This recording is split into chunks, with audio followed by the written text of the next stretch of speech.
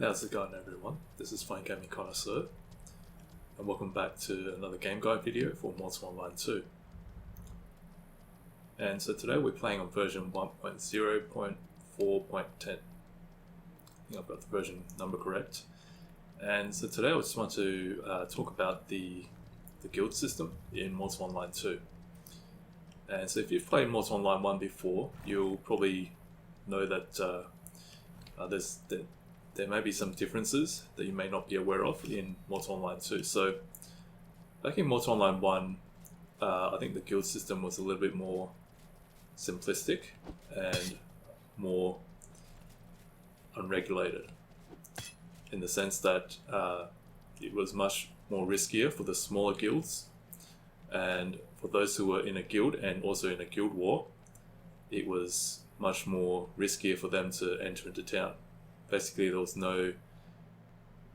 nothing to stop a enemy guild from taking aggressive actions against you, and without any consequence. So in Mods Online 2, I think SV has tried to make it so that smaller guilds will not be instantly war-decked and then taken out by the big guilds. And so I'll just point out two major changes that I think SV has made as of right now. I'm not sure whether there may be future changes, but for the time being, there are two major changes that have made guilds a little bit more accessible and also less riskier. I wouldn't say less riskier in the sense that I would say it's making it a little bit more, giving smaller guilds a better chance of existing, as opposed to being instantly war-decked by the big guilds. So the first big change, I think, is that in Mods Online 2, you cannot be war-decked unless you have at least one murderer inside your guild. And so if you were to war-deck another guild, you can only do it if the guild has at least one murderer inside its ranks. And so this means that lawful guilds, maybe let's say guilds that are more oriented towards crafting and PvE and helping other players, helping lawful players, I think they would have a better chance of existing in the game, and instead of being war-decked by the big guilds who could just steamroll over them. And so I think that's one of the changes that the SV has made in order to allow smaller and the lawful guilds to exist. Seems like there's always some people dueling at this part of the town in Favornham. So while we're talking about, this guy has two bush pigs, Maxi, angry unicorns. Okay, so I think there's a lot more guilds now because of the changes that have been made in Mods Online 2. So let's just move to get a better view. And so another big change, I think, with the guild system in Mods Online 2 is if you're in a guild and maybe you're in you're in a war with another guild, then if you're in town, then an enemy guild member, they may attack you, but then they will get the war combatant debuff. Okay, so now there's a change with the war combatant debuff system, and basically the change is that you will get the debuff if the player that you're attacking is not a criminal and is not local grade to you. So if the player is simply in an enemy guild but is not a criminal and is not local grade to you, then you will get the war combatant debuff. And so when you get that debuff, the guards will attack you, and so that means, so basically this means you cannot simply attack any enemy guild player in town. So if you wanted to attack them, you have to wait for them to leave town and then attack them then. So I think these two changes have made good fight. I just clap. Oops.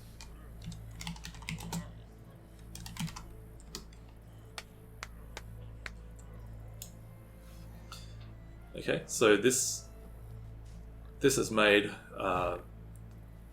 guilds a little bit more accessible, and also allows smaller guilds to exist better, as opposed to being instantly steamrolled by the big guilds at the moment they are created. And so I think with these two changes, SV has made the guild system a little bit more friendly towards those who are not PvP oriented, and those who prefer to just do their own thing, not really engage in player guild politics, and not really be too PvP focused and so forth. So, you know, I've created my own guild as well. So as you can see, I've created a guild called the Auxiliary Peacekeeping Citizenry, or APC. It's unfortunate that that the social window doesn't show the name of the guild, and so I think this guild window is still a little bit primitive. It's not very well designed right now. I think there's still room for improvement. I think it would be good if the window can show details about the guild, like the name and the guild tag and so forth. Okay.